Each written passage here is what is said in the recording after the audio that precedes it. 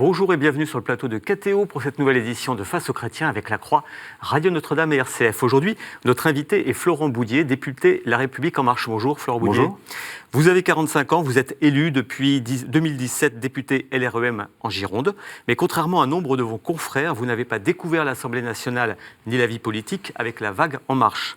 Vous êtes socialiste tendance Jacques Delors depuis vos études à Bordeaux, Sciences Po Bordeaux, et vous avez siégé dès 2012 à l'Assemblée nationale au sein du groupe socialiste et républicain. Universitaire, vous avez enseigné le droit public, et c'est à vous qu'il est revenu cette année de copiloter la très délicat projet de loi Asile et Immigration. Alors, sensible à ces sujets de société qui suscitent toujours beaucoup de passion, vous avez aussi lancé un groupe de travail sur la laïcité et l'islam en France.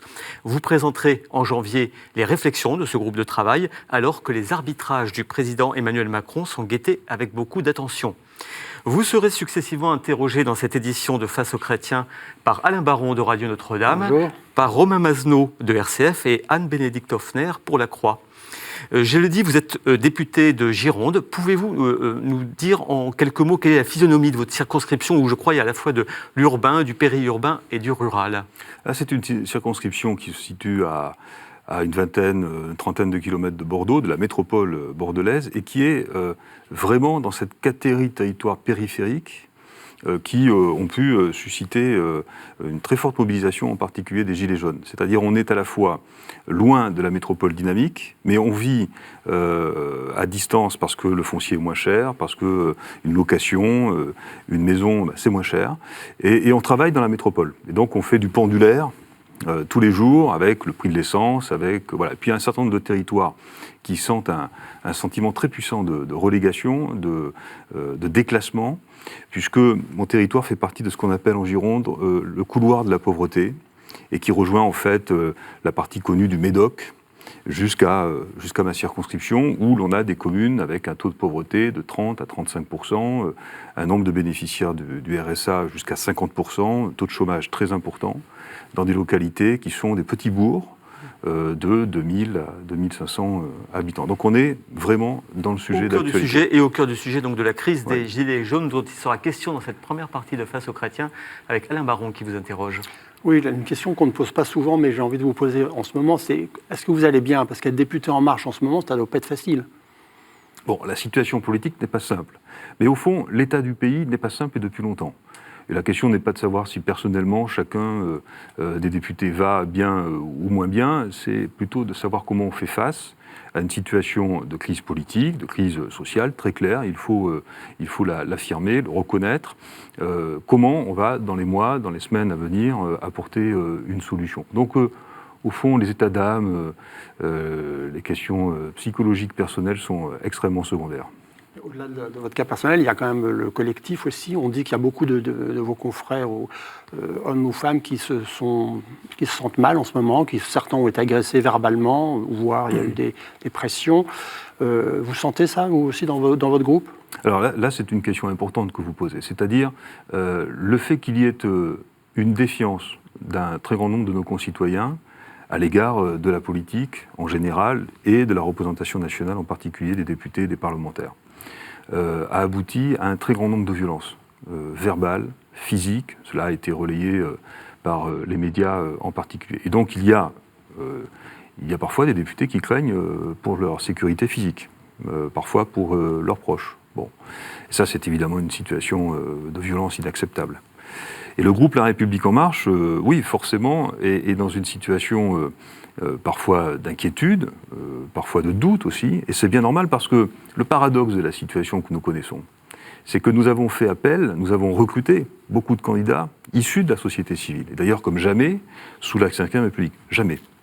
Et ce sont des parlementaires qui sont précisément venus avec cette idée qu'il fallait apporter cette voie plus citoyenne que professionnelle de la politique.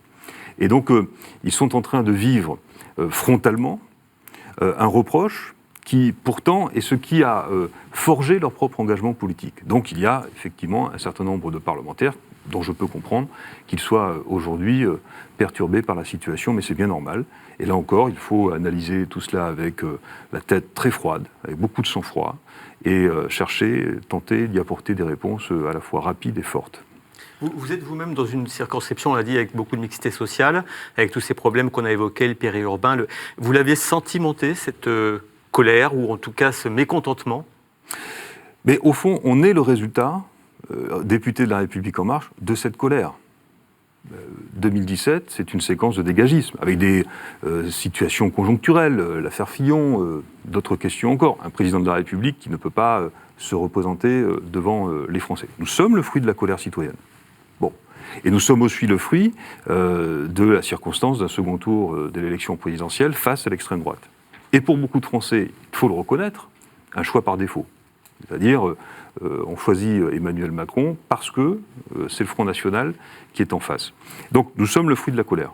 Et sans doute que nous n'avons pas suffisamment, depuis le mois de mai, le mois de juin 2017, gardé cette ligne et ce cap. C'est-à-dire bien savoir d'où nous venons et pourquoi nous sommes là. Donc voilà, nous sommes le fruit de la colère et nous devons aujourd'hui y apporter des solutions. Et au fond, c'est ce pourquoi nous avons été élus. Et si, depuis 18 mois, la colère s'est approfondie au point de se manifester comme elle l'a fait depuis maintenant plusieurs semaines, c'est sans doute que nous n'avons pas réussi, nous n'avons pas suffisamment réussi à apporter des réponses satisfaisantes pour nos concitoyens. Qu'est-ce qui n'a pas été réussi alors? Qu'est-ce que vous avez laissé passer ou qu'est-ce que vous avez raté? Cela a été dit depuis maintenant plusieurs jours, c'est-à-dire quand par exemple il y a à la fois d'un côté l'augmentation de la CSG pour les retraités, qui était annoncé dans la campagne présidentielle, mais un report d'un certain nombre de mesures favorables. Je pense notamment à la baisse des cotisations sociales, financée par l'augmentation de la CSG. Il y a une déconnexion dans le temps qui fait perdre de la visibilité, de la compréhension à l'objectif global que nous poursuivons, c'est-à-dire un effort auprès des retraités pour favoriser ceux qui sont en activité. Voilà un des exemples, me semble-t-il, des perturbations, des signaux peut-être contraires, qui n'ont pas convaincu un certain nombre de nos concitoyens. Est-ce qu'il y a aussi, certains font remonter cette crise, enfin le début de cette crise, à l'affaire Benalla, parce qu'il a été très mal géré, comme on le sait. Après, il y a eu les petites phrases du président qui ont été mal vécues par certains. Comment est-ce que pour vous, ça a commencé là ou c'est bien antérieur? Oui, mais là, on rentrerait dans une analyse de circonstances. Au fond, c'est pas très important. L'affaire Benalla a son importance, bien sûr. Elle a frappé l'opinion publique. Les petites phrases aussi, manifestement. Et le président de la République a dit d'ailleurs son regret d'avoir pu choquer un certain nombre de nos concitoyens. Mais au fond, ce qu'il faut voir, c'est le fil de notre action depuis 18 mois. Et la compréhension, ou plutôt l'absence de compréhension de la part de nos concitoyens. Et face à des situations comme celle-ci, on ne peut pas simplement se contenter de dire qu'il y a un problème de pédagogie. Généralement, quand on dit qu'il y a un problème de pédagogie, c'est qu'on est dans une forme d'échec. J'ai été député, vous l'avez dit, par le passé. C'était le quinquennat de François Hollande, j'étais dans la majorité, je n'ai pas l'impression que ce quinquennat ait été une réussite aux yeux des Français. Et il y avait aussi cette idée qu'il faut faire plus de la pédagogie. La pédagogie, généralement, c'est le dernier argument quand on se sent un peu en difficulté. Bon. Donc, il faut retrouver le sens de notre action. Les conditions de notre élection sont celles de cette colère citoyenne qui s'est exprimée parfois avec violence. Il faut profondément le regretter ces derniers mois. Il faut que nous retrouvions d'une certaine façon le chemin de la majorité sociale du pays, de façon à réconcilier, tel que le président l'avait dit, les Français avec la chose publique, avec leurs représentants, et puis sans doute inventer aussi, on en parlera un peu plus tard, mais inventer aussi de nouvelles façons de participer à la décision publique. Parce que cette idée d'une consultation périodique, qui est celle de la démocratie représentative et qu'il faut maintenir, on voit qu'elle ne satisfait plus un très grand nombre de concitoyens, ici comme ailleurs. Et je terminerai sur ce point. Vous voyez bien que la situation en France est au fond, elle a des spécificités, mais elle est au fond très approchante d'un grand nombre de démocraties occidentales. Et donc cette difficulté n'est pas propre à ce gouvernement. Elle est aussi un phénomène qui a grandi en Europe et ailleurs. Mais est-ce que le président Macron, avec le tempérament qu'on lui connaît, n'a pas frappé trop vite et trop fort sur la voie du libéralisme, par exemple ? Alors, sans doute que nous n'avons pas été suffisamment équilibrés dans la politique que nous avons menée. D'ailleurs, les mesures sociales, d'urgence sociale, qui seront vues à l'Assemblée nationale dès cette semaine, pour une application au début de l'année, montrent qu'il y avait une nécessité, aux yeux de beaucoup de Français, d'un rééquilibrage. Et vous dites ce qui se passe en France, c'est aussi ce qui se passe ailleurs en Europe. Le problème de fond, c'est l'austérité imposée par l'Europe ? Non, je crois que c'est beaucoup plus vaste que ça. il y a au fond, en tout cas je crois beaucoup qu'il y a, de façon générale, quelques sujets qui sont des sujets de retournement d'opinion publique aujourd'hui dans la plupart des grandes démocraties.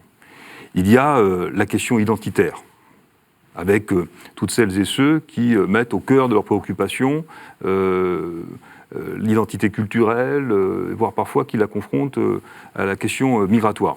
Cette question existe, et il ne faut pas l'éviter, parce qu'elle est là.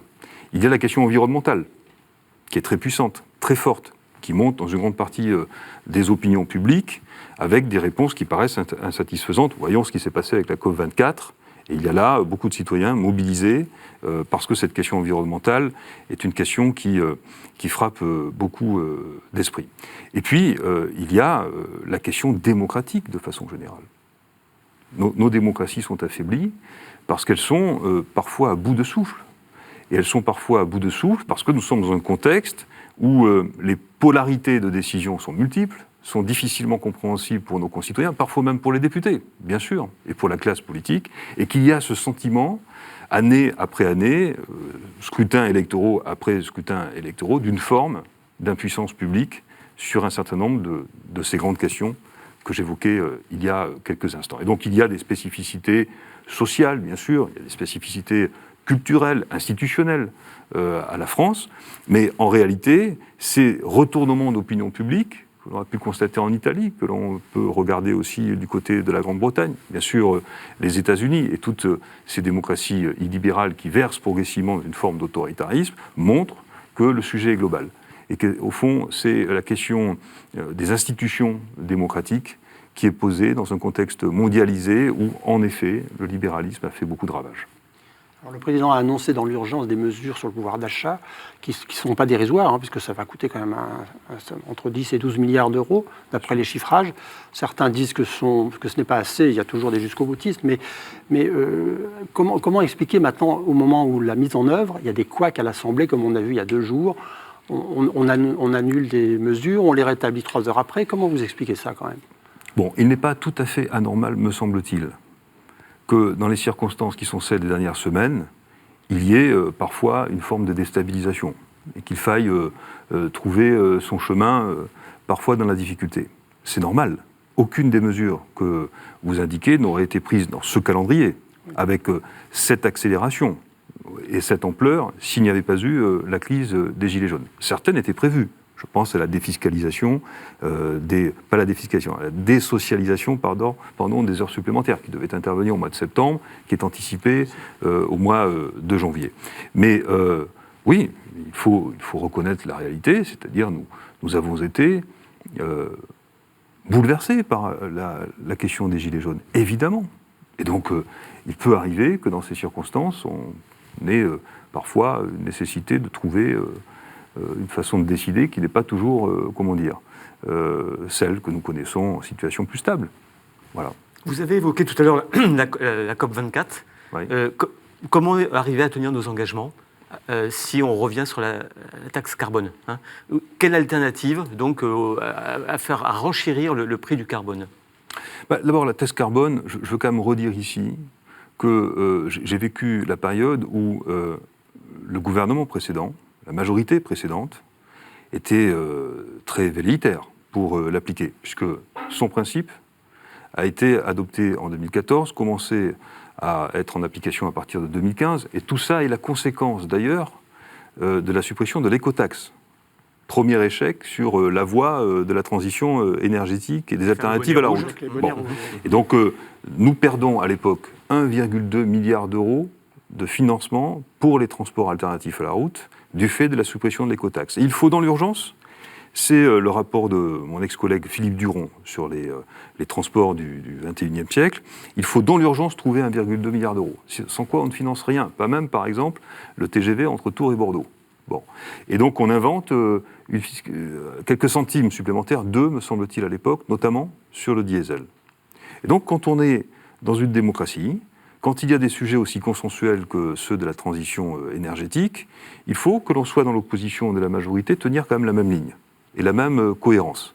Et quand j'entends un certain nombre de responsables politiques aujourd'hui qui ont défendu très fortement la taxe carbone à l'époque, qui ont été très avenants, comme je l'ai dit à l'instant, et qui aujourd'hui profitent d'une situation de crise pour reprocher à ce gouvernement de n'avoir fait qu'appliquer en réalité des décisions qu'ils ont eux-mêmes ou elles-mêmes prises, Oui, vous pensez à je Ségolène crois, Royal, je crois que c'est dangereux pour la crédibilité politique de façon générale.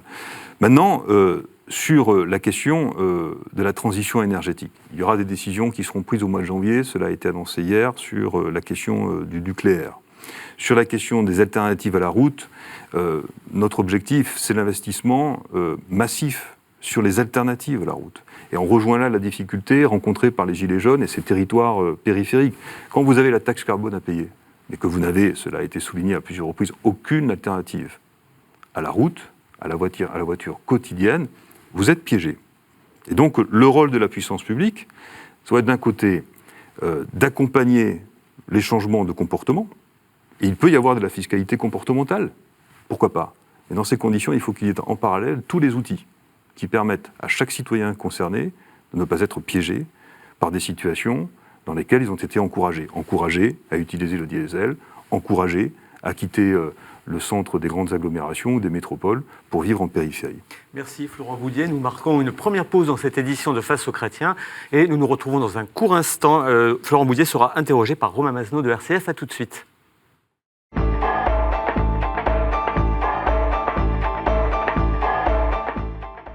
Retour sur le plateau de KTO pour cette deuxième partie de Face aux chrétiens avec notre invité Florent Boudié, député La République En Marche. Il est interrogé par Romain Masneau de RCF. Oui, je voulais revenir sur ce que vous avez dit dans la première partie. Vous avez dit que le libéralisme a fait beaucoup de ravages et vous avez établi un lien avec les dérives autoritaires en Europe.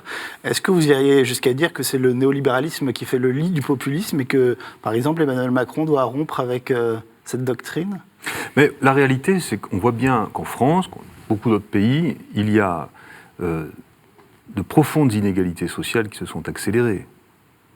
En particulier la question de la classe moyenne, avec aux marges de la classe moyenne des craintes de déclassement, de basculement dans des formes de pauvreté. Ça, c'est une réalité que l'on constate dans la plupart des grandes démocraties. La situation américaine qui aboutit à l'élection de Trump est très marquante, très frappante. C'est la politique néolibérale, c'est ça. De ce point de vue. Et donc, le néolibéralisme dominant, qui est une idéologie plutôt dominante parmi les grandes démocraties occidentales, est sans doute arrivé au bout du bout. Donc, il faut que nous puissions mener des politiques beaucoup plus équilibrées. Et l'alternative, c'est quoi ? L'alternative, c'est celle que j'indiquais tout à l'heure. Il me semble que notre rôle, qui correspond d'ailleurs à la campagne qu'a pu mener Emmanuel Macron, ce fameux « en même temps », c'est d'un côté assurer la compétitivité économique d'un pays, parce que nous sommes dans un système concurrentiel. Et donc c'est admettre que la politique de l'offre est utile. D'ailleurs, de ce point de vue, il y a parfois même une très grande continuité entre les politiques appliquées par François Hollande et celles appliquées par Emmanuel Macron. Il y a une montée en puissance. Et de l'autre côté, il faut retrouver la majorité sociale de notre pays. Et ça, c'est indispensable, parce que ces fractures, soulignées, analysées de longue date, rappelons-nous Jacques Chirac qui fait la campagne de 1995 sur la fracture sociale, déjà. L'absence de réponse aboutit à ce que nous connaissons aujourd'hui. C'est-à-dire vraiment à la fois une désaffection démocratique, sont toutes celles et ceux qui ne participent même plus au débat public, qui se mettent dans l'angle mort de la démocratie, c'est l'abstention. Et de l'autre côté, quand ça n'est pas une désaffection, c'est une défiance. Alors justement, pour répondre à cette crise de la participation à la démocratie, il y a une grande concertation qui est lancée avec beaucoup de thèmes. Oui. Comment faire pour renouveler l'exercice ? On a vu que les précédents débats cette année sur la bioéthique, sur les retraites, n'avaient pas attiré les foules. Comment on peut renouveler le genre ? D'abord, ce débat, il doit être utile. Ça ne peut pas être un procédé dilatoire. Et donc, il faut qu'il aille vraiment au contact des Français. Et quand on interroge, je le disais il y a quelques instants, sur que fait-on en gros entre deux grands rendez-vous démocratiques tels que les élections présidentielles, ce débat doit être utile de ce point de vue. Aller au contact des Français, s'inspirer aussi des corps intermédiaires, les faire revenir dans le débat public et dans le débat démocratique. Ça, c'est pour ce débat national qui va durer jusqu'à la moitié du mois de mars. Et puis ensuite, parmi les questions qui ont été soulevées très fortement par nos concitoyens, il y a la question démocratique. On voit que cette question de la consultation périodique, fréquente, cette capacité du peuple à participer activement à la décision, c'est une attente très forte. Vous-même, dans votre circonscription, au début de cette année, vous avez, en janvier, vous avez lancé vous avez créé des conseils de citoyens tirés au sort. Comment ça marche? Est-ce que ça marche? Oui, précisément, ça c'est un très bon exemple. J'ai voulu créer un comité consultatif citoyen. Et donc j'ai voulu fonctionner de la façon la plus impartiale et neutre possible, par tirage au sort. Tirage au sort avec un huissier. Bon. Ça n'a pas fonctionné. Parce qu'en réalité, le nombre de nos concitoyens prêts à s'engager au quotidien, aux côtés du député local, pour qu'ils puissent s'inspirer de leurs propositions, les défendre par voie d'amendement, ou que sais-je encore. Ça n'a pas fonctionné. Beaucoup ont décidé de rester en retrait. Parfois pour des questions personnelles, d'emploi du temps, bien sûr. Mais on voit là qu'il y a un grand paradoxe parfois chez nos concitoyens, une attente de participation très forte, et lorsqu'on donne les outils de la participation, tout le monde ne s'en empare pas. Et donc c'est là que la question du référendum d'initiative populaire ou citoyenne peut avoir son intérêt. Laisser la possibilité à un certain nombre de nos concitoyens de mettre au débat des questions, mais il faut des garde-fous, bien évidemment. On ne peut pas aller jusqu'à mettre en débat des principes qui seraient inhérents au pacte républicain. Nous parlerons dans quelques instants de la laïcité et de l'islam. Comment on décide? Pardonnez-moi, imaginons nos concitoyens qui décident de remettre en cause le principe de laïcité pour questionner l'ensemble de nos concitoyens. On peut aboutir à des effets particulièrement néfastes. Donc il faut une consultation plus forte. Il faut que cette notion de souveraineté populaire, qui est dans notre Constitution, retrouve tout son sens. Mais il faut aussi des garde-fous. Alors ces garde-fous, comment on décide les sujets qu'on fait trancher par référendum et ceux qu'on fait trancher par la représentation nationale?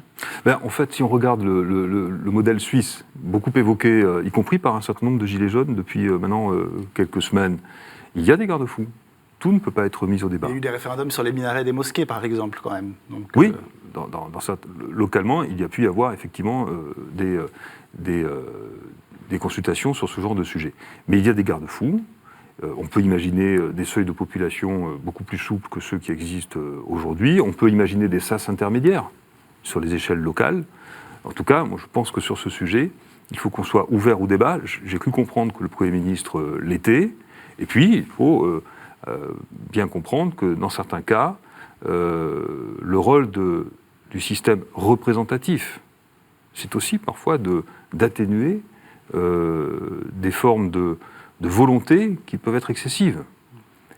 L'excès d'une opinion publique, ça existe dans notre histoire. Pour remédier à la crise de la représentation, comme disent les politologues depuis des décennies, comment on peut faire? Il y en a qui évoquent... on évoquait les assemblées tirées au sort avec tous les inconvénients. Il y en a qui parlent d'un Sénat entièrement désigné à la proportionnelle. Est-ce qu'il y a d'autres pistes qui pourraient être... Bon, alors, vous avez dit tout à l'heure que j'ai enseigné le droit public pendant quelques années. Je fais partie de ceux qui, depuis très longtemps, militent non pas pour la suppression du Sénat, mais pour sa réforme, pour sa modification profonde. Je souhaiterais que le Sénat devienne une institution délibérative, participative. On peut imaginer des citoyens qui y siègent parce que tirés au sort. On peut imaginer un petit peu ce que le général de Gaulle souhaitait en 1969. C'est-à-dire faire du Sénat à la fois le siège des corps intermédiaires, peut-être y rajouter un aspect de démocratie directe. Mais est-ce que ça, c'est pas le rôle du CESE? Ou ça ne pourrait pas être plutôt le rôle de cette chambre du futur, comme oui, ça a été évoqué? Bien sûr, mais tout le monde a bien compris que le CESE, en France, n'a pas de voix au chapitre de la décision publique. Et qu'en revanche, le Sénat l'est. On pourrait imaginer que le Conseil économique et social intervienne dans le dispositif législatif. C'est ce que je viens de dire, c'est-à-dire le projet du général de Gaulle en 1969, après 1968, donc après les événements de 1968, consistait à changer le Sénat pour en faire une institution plus représentative des corps intermédiaires, et ce qui est nouveau, ou ce qui pourrait l'être, c'est plus représentative aussi de cet élan de démocratie directe. Mais il faut des institutions de représentation. Elles sont absolument indispensables. Parce que d'abord, il n'y a pas unanimité dans notre pays. Moi, j'ai entendu un certain nombre de gilets jaunes, je peux les comprendre, qui disaient « nous sommes le peuple ». Non, le peuple, ce sont les 65 millions de Français. Là, c'est le peuple. Et donc, il y a une partie du peuple qui s'est exprimée ces derniers jours, mais qui n'est pas tout le peuple. Donc, il faut des institutions de représentation des différentes sensibilités qui traversent notre pays.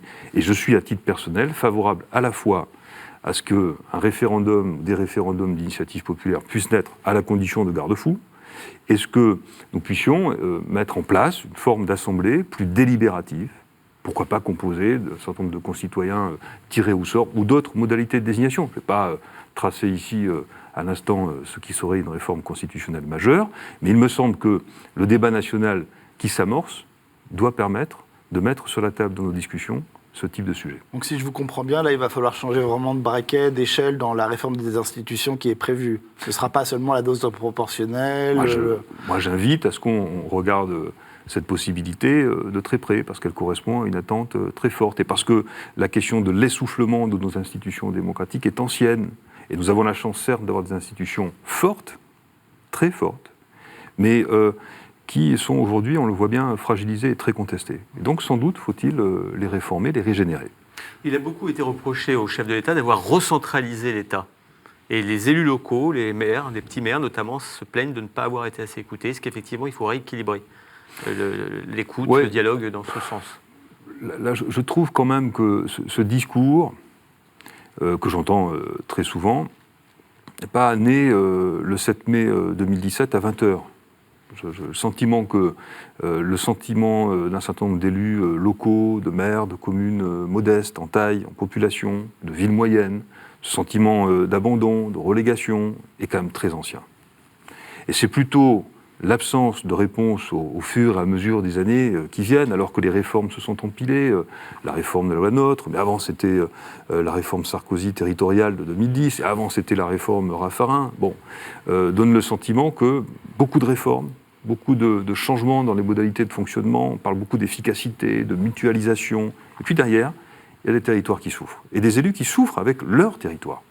Donc je ne suis pas certain que le président de la République est une responsabilité directe de ce sentiment, que nous n'ayons pas su collectivement y apporter une réponse dans les 18 mois écoulés, c'est une certitude. Mais vous dites en gros, on a fait trop de mécanos administratifs depuis des années et pas assez d'aménagement du territoire. On s'est planté dans la politique d'aménagement du territoire pour les territoires les plus fragiles. Ce serait caricatural. Vous voyez, par exemple, dans ma circonscription, une ville de 25 000 habitants, qui est la seule ville moyenne et de cette importance de ma circonscription, la ville de Libourne. Oui. Bon. Pour l'instant, jusqu'à présent, elle ne bénéficiait d'aucun dispositif de politique nationale. Aucun. Trop grande pour bénéficier des fonds adressés aux territoires strictement ruraux, pas assez grande pour bénéficier des dispositifs qui sont plutôt versés vers les territoires métropolitains, et donc dans une sorte d'entre-deux. Avec, depuis 15 ans, une dévitalisation commerciale de centre-ville, avec des difficultés sociales, sur l'habitat, et j'en passe. Nous avons mis en place le dispositif Action Cœur de Ville, et qui permet de flécher des financements très importants, et pour la première fois, vers les villes moyennes. Donc nous n'avons pas du tout laissé les territoires en jachère secondaire, périphériques ou ruraux, selon la détermination que l'on choisit. Par contre, nous n'avons pas donné le sentiment d'avoir une vision très claire et globale du sort de ces territoires dans la République. Et donc, le rôle des politiques, c'est donner du sens. Il faut agir. Là, c'est la tuyauterie, c'est les moyens, les méthodes, c'est ce que l'on peut appeler parfois la technocratie. Mais pour qu'elle soit comprise, pour qu'elle soit efficace, pour qu'elle corresponde aux besoins exprimés, il faut donner du sens. Et sans doute que sur ce que nous voyons du sort, de l'avenir des territoires ruraux, secondaires, périphériques et de leur population dans la République n'a pas été suffisamment construit, n'a pas été suffisamment clair. La démocratie européenne aussi est en crise. On va entrer dans une année d'élection en Europe. Emmanuel Macron donc, se présente comme un progressiste, un libéral, même s'il ne dit jamais le mot. Et il veut en même temps protéger les Français, les Européens. Comment on fait pour protéger quand on est libéral? Ça veut dire qu'il faut des critères de convergence sociaux, un SMIC européen En tout cas, on ne peut pas laisser l'Europe continuer à se désintéresser des questions sociales et par exemple aussi des questions fiscales. Mais attention, l'Europe, ce sont des États membres. Ce sont des États membres. Rien de ce qui est décidé en Europe n'échappe à la volonté des gouvernements. Et beaucoup de ces sujets sont à l'unanimité. Donc l'échec de l'Europe sur un très grand nombre de politiques, c'est d'abord l'échec des États qui n'ont pas réussi à se mettre d'accord. C'est ça la réalité. Donc moi je suis partisan de ce que, sur un certain nombre de sujets, question de défense, question de justice, question sociale, question fiscale, on aille enfin vers ces coopérations renforcées. Sur la question fiscale, on voit que le budget de la zone euro a été acté, mais c'est symbolique, puisqu'il n'y a pas d'enveloppe financière déterminée. C'est symbolique, mais enfin, il y a 1 an et demi, personne n'y croyait. Donc c'est une première approche qui est intéressante. Mais depuis plus de 20 ans, 25 ans pour être précis, depuis les années Balladur, pour tout dire, on parle de cette Europe des cercles concentriques. C'est-à-dire, ceux qui veulent avancer plus vite, allez-y. Il faut le faire. Il faut le faire sur des questions de protection, notamment la question fiscale, c'est-à-dire celle des inégalités, et la question sociale de façon générale. Vous voyez ce qui se passe sur la taxe GAFA. Nous allons la mettre en place dès l'année 2019. Enfin, cela fait des années qu'on en discute à l'échelle européenne, et ça ne marche pas, parce qu'il y a des États qui s'y opposent. Et donc, moi, je suis favorable à ce qu'on aille vers une Europe des coopérations renforcée. Comment le faire, alors même qu'on voit, on vient de lâcher, on disait tout à l'heure, 10-12 milliards de dépenses supplémentaires, et l'Allemagne hurle en disant, ça y est, les Français, on ne peut pas leur faire confiance, ils ne sont pas raisonnables, à nouveau, ils ne respectent pas les règles. Voilà, je n'ai pas entendu la chancelière Merkel hurler, ni ses proches, ni qui que ce soit au gouvernement fédéral allemand. Voilà, la réalité, c'est que nous allons atteindre sans doute un déficit de l'ordre de 3,2%. Au-delà des 3% sur lesquels... Au-delà des 3%, avec en réalité, vous le savez, même si c'est très technique, un effet CICE, donc le crédit d'impôt pour les entreprises, décidé sous François Hollande, qui bascule en exonération directe de charges et qui fait que sur une année, nous avons au fond double dépense, même si c'est totalement optique. Et la réalité, hors cet effet conjoncturel du déficit, sera de l'ordre de 2,4%. Bon. Donc on est sur une situation très conjoncturelle. Mais la vraie question, c'est si nous voulons redonner du sens à la coopération européenne, il y a des États qui sont prêts à avancer sur certaines questions, alors avançons. Et le droit de l'Union européenne, les traités européens, le permettent. Alors il faut le faire. Le pape s'inquiète aussi de la crise de nos démocraties. Il a lancé un appel tout récemment en faveur d'une vie politique authentique, en faveur de la paix. Il s'inquiète du climat de méfiance croissant dans nos sociétés. Ouais. Je ne sais pas si vous l'avez lu. Est-ce que ça a trouvé un écho particulier en vous ? Il y a deux choses qui sont dites concernant les responsables politiques à travers le monde par le pape François. C'est d'une part la question des mauvais comportements en démocratie. La question de la corruption, de la prévarication, qui existe dans certains États. Nous avons, pour ce qui nous concerne, des règles très strictes et qui ont permis de nettoyer, si j'ose dire, un certain nombre de comportements anciens. Mais l'autre aspect, le deuxième volet de ces observations, c'est la question des démocraties libérales, en réalité autoritaires. La crainte de voir monter cette forme d'autoritarisme avec notamment la stigmatisation de la question migratoire qui est au premier plan de son argumentation. Et ça, c'est une réalité très forte. Et par conséquent, l'autorité spirituelle, morale du pape est importante parce qu'il y a des conservatismes puissants qui sont ravageurs et qui mettent en danger nos institutions démocratiques. Et donc sa parole est forte et elle doit être entendue. Merci Romain Masneau. Nous marquons une nouvelle pause dans cette édition de Face aux Chrétiens. Nous nous retrouvons dans un court instant avec notre invité Florent Boudier qui sera interrogé par Anne-Bénédicte Hoffner. À tout de suite.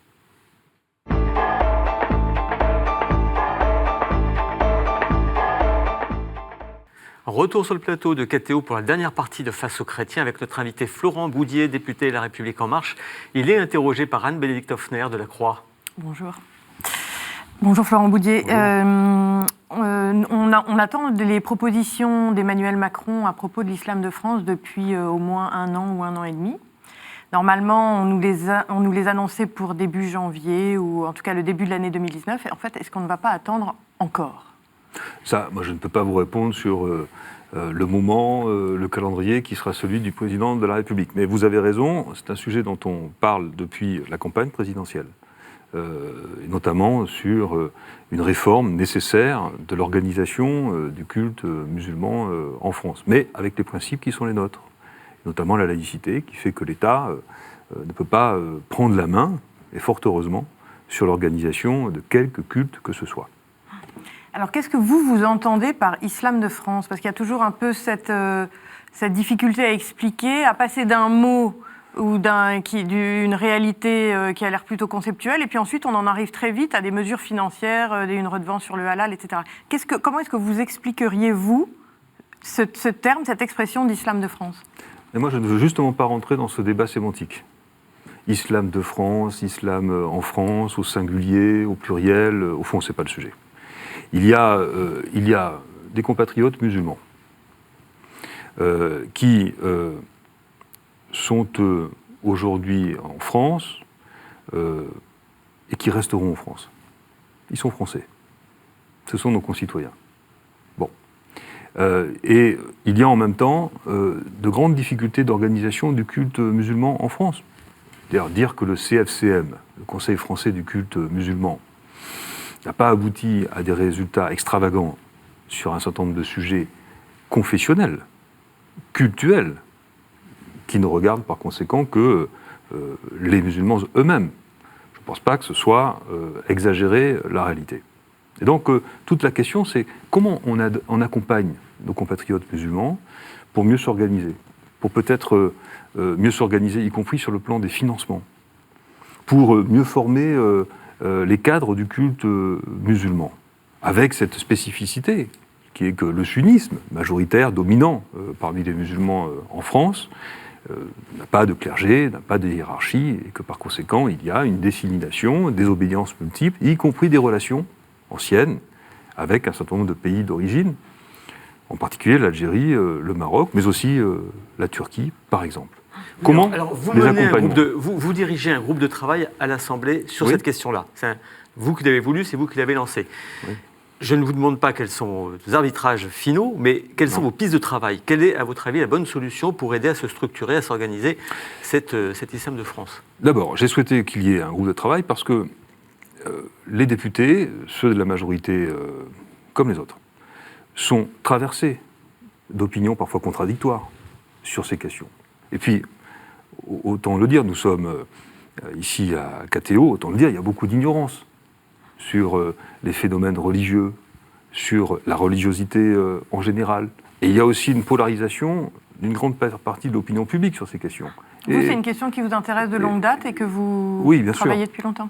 Et il y a aussi une assimilation à des phénomènes d'intégrisme, de fondamentalisme, de dérive. Bon. Donc il y a à la fois une inquiétude parmi nos populations, un engagement du président de la République à essayer de traduire des orientations en actes, et un groupe La République En Marche qui devra, le moment venu, se prononcer. Et donc il m'a semblé qu'il n'était pas tout à fait idiot que l'on puisse s'emparer de cette question. Voilà. Donc nous auditionnons, nous sommes entre 20 et 30, tous les cultes, bien sûr, tous les cultes. Parce qu'il y a la question propre aux musulmans, mais s'il devait y avoir un ajustement sur la loi de 1905, on en parle, ça concernerait tous les cultes, bien sûr. Donc voilà le travail que nous menons, avec sans doute des orientations qui seront préconisées, proposées dans les mois qui viennent. Donc vous avez dit que dans ce groupe, on trouve des partisans d'une laïcité stricte et d'autres partisans d'une laïcité plus ouverte. Est-ce que vous pouvez arriver à un constat commun, à la fois sur les raisons pour lesquelles cette organisation patine, cette organisation du culte musulman en France, et puis donc arriver à des propositions communes au fond? D'abord, il faut être très clair sur ce que peut ou ne pas faire l'État français sur les questions cultuelles. Est-ce qu'il peut organiser le culte, quelque culte que ce soit? Non. Cela relève de la responsabilité des fidèles, des croyants. Et ça vaut pour les musulmans comme tous les cultes. Est-ce qu'il peut déterminer des modes de financement spécifiques à un culte? Par exemple par la loi? Non. Il n'y aura ni taxe, ni impôt. Pourquoi? Ce serait une rupture d'égalité en droit. Pourquoi le législateur prendrait-il par exemple la responsabilité d'une taxe halal? Ça n'existera pas. D'abord parce que c'est contraire, y compris à nos principes constitutionnels. Et est-ce qu'il pourra prendre la main, l'État, sur la formation des cadres du culte musulman? Non plus. C'est une question qui, pour l'essentiel, relève de la responsabilité des acteurs du culte. Qu'est-ce qui lui reste pour agir pour cet islam de France avec tous les guillemets qu'on met? D'abord, c'est important de rappeler cela, parce qu'il y a eu, dans les semaines précédentes, un certain nombre d'incompréhensions ou d'inquiétudes. Et donc je rappelle simplement le cadre dans lequel on peut agir. Et le cadre dans lequel on peut agir, c'est d'une part, puisque la communauté des musulmans est plutôt divisée, essayons de faire en sorte que le dialogue se noue. Et que ces questions que je viens d'évoquer trouvent une issue et des solutions. Parce que pendant ce temps, il y a des phénomènes qui sont connus, qui sont identifiés, et auxquels il ne faut pas résumer la communauté des musulmans, mais ils sont réels. Vous savez, il y a des intégrismes, il y a des fondamentalismes, il y a de nouvelles synthèses théologico-politiques qui posent un problème au pacte républicain. Et qui ont un rapport avec l'islam. Et qui peuvent avoir un rapport, bien sûr, avec l'islam. Et c'est la responsabilité de l'État que de le constater, c'est un phénomène qui existe. Donc, essayons de faire en sorte que les acteurs du culte musulman, qui depuis que le CFCM a été créé en 2003 par Nicolas Sarkozy, sont plutôt en état de blocage, et pour des questions plus diplomatiques ou géopolitiques que confessionnelles. Il me semble que ce n'est pas inintéressant que nous essayions. Donc on va essayer. Et puis ensuite, il y a des questions sur lesquelles on peut agir. La question de la transparence financière des associations gérant les lieux de culte. Il faut la poser. Il faut la poser. Mais il faut la poser pour tout le monde. Elle ne se posera pas spécialement pour le culte musulman. Elle se posera pour chacun. La question aussi très pratique qui fait qu'un très grand nombre d'associations gérant des lieux de culte sont, pardon d'être un peu technique, mais sous le statut de la loi 1901. C'est-à-dire ne pouvant pas bénéficier d'un certain nombre d'avantages fiscaux, financiers, dont peuvent bénéficier les associations issues de la loi 1905. C'est un vrai sujet. Et donc, faire en sorte que l'association gérant, par exemple, telle mosquée, passe du statut de 1901 à 1905, parce que d'abord, elle en aura plus d'avantages, mais aussi parce qu'il y aura des exigences d'ordre public et de transparence financière plus claires, est une question qui, là, relève de la responsabilité de l'État français. Mais cela nécessite une consultation fine. D'ailleurs, le ministre des Cultes, le ministre de l'Intérieur, a lancé la consultation ces dernières semaines, fine et large, parce qu'encore une fois, toute modification, même à la marge, même technique, de la loi 1905... Vous savez que les autres cultes craignent que ces contraintes supplémentaires, alors par exemple pour la transparence, parce que de fait, il y a un vrai problème de transparence financière du côté des associations musulmanes, beaucoup moins chez les autres, ou en tout cas une grande partie des autres.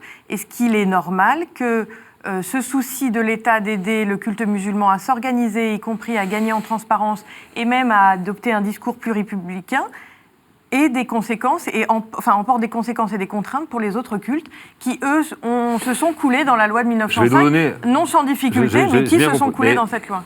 Alors, la transparence ne concerne pas l'enjeu de la transparence que les musulmans. Bon, mais prenons un exemple très... Prenons tous ceux qui sont sous statut 1901. Bon. Pourquoi? Parce que quand vous êtes en statut 1901, vous avez le même statut que le club du bridge, de mon village, ou le club de foot. Bon. Et vous avez très peu d'obligations comptables. Très peu. Mais ça, les autres cultes n'utilisent pas la loi de 1901. Bien sûr. Et donc là, la question doit se poser de savoir si nous imposons à toute association 1901 gérant un lieu de culte, pas au club de bridge, au club de foot, gérant un lieu de culte, des obligations comptables équivalentes à celles qui gèrent un lieu de culte en 1905. Bon, traçabilité. Traçabilité, y compris des financements étrangers, lorsqu'il y en a. Autre exemple. Mais alors juste sur l'inquiétude des autres cultes, pardon. Je finis sur un exemple. Depuis la loi que nous avons votée au printemps de l'année passée, les mesures existent dans la loi pour fermer un lieu de culte, y compris lorsqu'il y a un certain nombre d'idées, de propos, de théories. Je prends les termes de droit qui existent dans la loi, qui sont exprimés et qui incitent à la haine, la discrimination, voire à la violence terroriste. Il est assez facile désormais, en France, de fermer un lieu de culte lorsqu'il y a ces dérives d'ordre public. Et on a vu des exemples récents, effectivement, on sent qu'il y a une application plus régulière ou plus fréquente de cette possibilité de fermeture. C'est surtout que la loi a changé et que nous l'avons votée. Et c'est cette majorité qui l'a fait. En revanche, il est plus compliqué de s'en prendre parfois à l'association qui gère le lieu de culte. Et donc, il y a parfois ce paradoxe, en termes d'ordre public, où le lieu de culte peut être fermé, l'association qui gère le lieu de culte, beaucoup plus difficilement mise en cause, parce que notre droit n'est pas toujours adapté. Donc nous allons regarder ça de près. Vous voyez qu'à la fois, c'est à la fois très technique, très limitée. Il ne s'agit pas de revenir sur les grands principes de la loi de 1905. L'article 1, l'article 2, c'est le pacte laïque de 1905. Il est au cœur du pacte républicain. Il n'a aucune vocation et en aucune façon à être modifié. En revanche, il y a nécessité de s'ajuster sur certains points très précis. Et il faudra le faire en consultation, c'est ce que nous faisons. Et les autres cultes? Oui.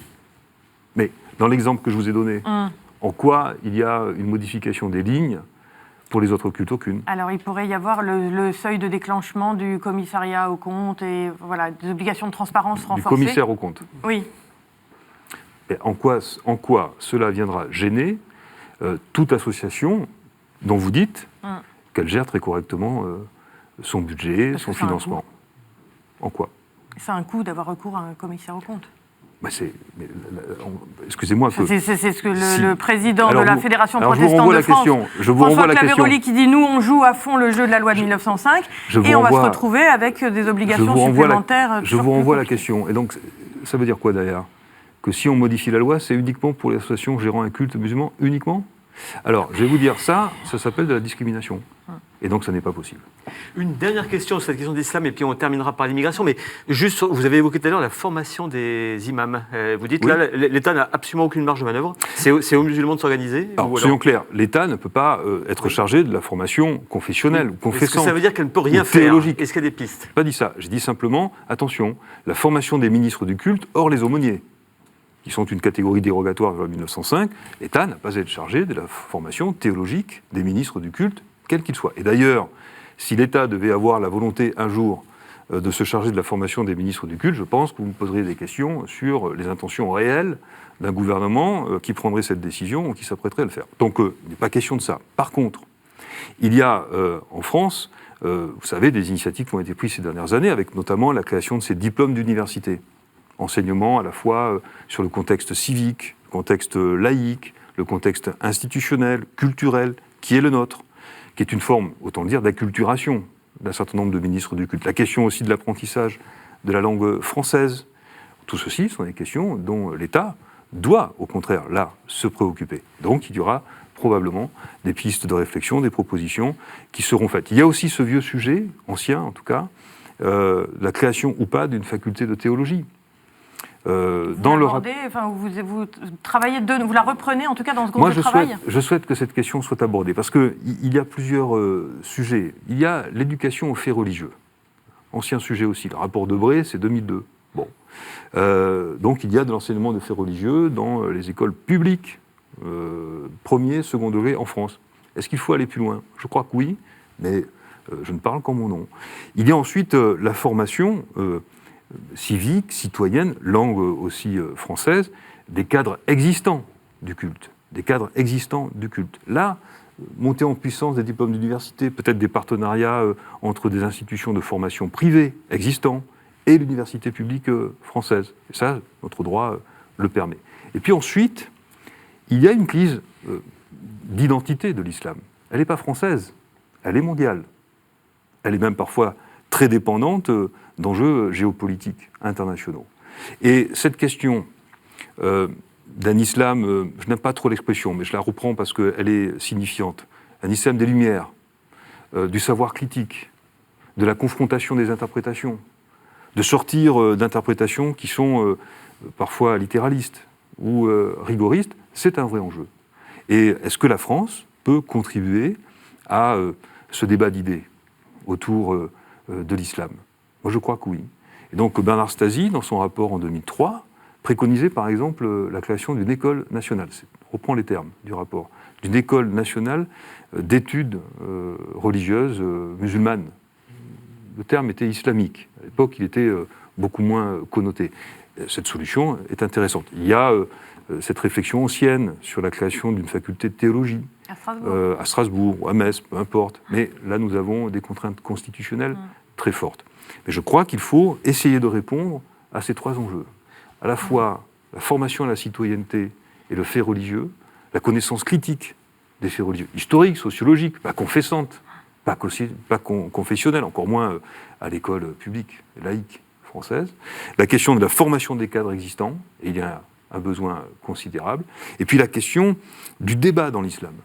de la capacité à débattre dans l'islam, à éviter les phénomènes de fermeture, de repli sur soi, qui peuvent exister au sein de l'islam. Je rebondis juste tout à l'heure, vous avez dit l'enseignement du fait religieux, il faut aller plus loin. Vous voulez dire quoi par là? Jusqu'où faut-il aller? Je trouve en tout cas que pour être papa de 2 enfants, 8 ans et demi et bientôt 17 ans pour le plus âgé, je constate en tout cas que si l'on veut développer la connaissance de l'autre, de ses croyances ou de ses incroyances, il n'est pas inutile que la question des faits religieux, leur connaissance encore une fois historique, sociologique, qu'il n'y ait pas de confusion, pas un enseignement confessant évidemment, soit très présent.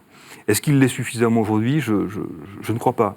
C'est mon avis personnel. Mais vous savez que le débat a très longtemps été, est-ce qu'il faut l'enseignement du fait religieux de façon transversale, on va dire dans les différentes matières existantes?